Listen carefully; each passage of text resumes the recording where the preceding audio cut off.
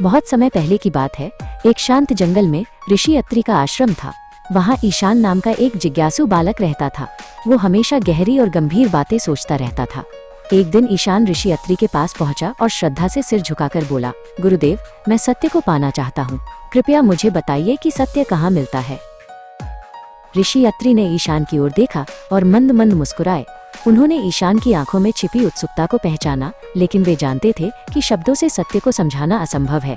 ऋषि ने बस इतना कहा, वत्स, अभी तुम्हारे पास केवल इच्छा है, लेकिन सत्य को पाने के लिए कुछ और चाहिए।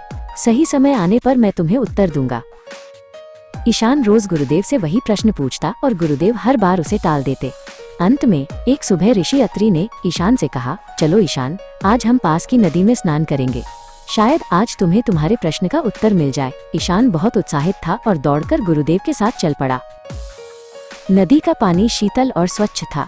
दोनों पानी के बीचों बीच पहुंचे, जहां पानी उनकी कमर तक आ रहा था। अचानक बिना कुछ कहे ऋषि अत्रि ने ईशान के कंधों को पकड़ा और उसका सिर पानी के भीतर डुबो दिया। ईशान हैरान रह गया। पानी के नीचे ईशान घबरा गया। उसने बाहर निकलने की पूरी कोशिश की।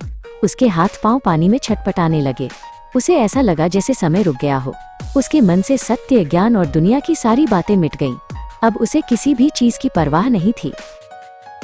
जब ईशान की छटपटाहट बहुत बढ़ गई, तब ऋषि अत्रि ने अपना हाथ हटाया और उसे बाहर निकाला।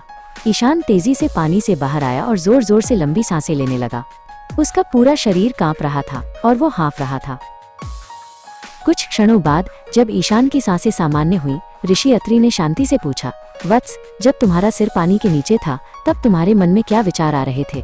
तुम्हें सबसे ज्यादा किस चीज की जरूरत महसूस हो रही थी? ईशान ने अभी भी गहरी सांस लेते हुए जवाब दिया, गुरुदेव, उस समय मुझे न तो सत्य की चिंता थी, न ज्ञान की। मुझे केवल और केवल हवा की जरूरत थी। मुझे बस एक बार सांस लेनी थी। हवा के बिना मेरा जीवन समाप्त हो रहा था। ऋषि अत्रि मुस्कुराए और बोले, यही तुम्हारे प्रश्न का उत्तर है। जब तुम्हें सत्य की वैसी ही प्यास और जरूरत महसूस होगी जैसी पानी के नीचे हवा के लिए हो रही थी, तब तुम्हें सत्य अपने आप मिल जाएगा। सत्य केवल एक इच्छा नहीं, बल्कि जीवन की सबसे गहरी पुकार होनी चाहिए। ईशान अब सब कुछ समझ गया था। उसने जान लिया कि सत्य कोई ऐसी वस्तु नहीं जो बाहर खोजी जाए, बल्कि वो एक आंतरिक तड़प है।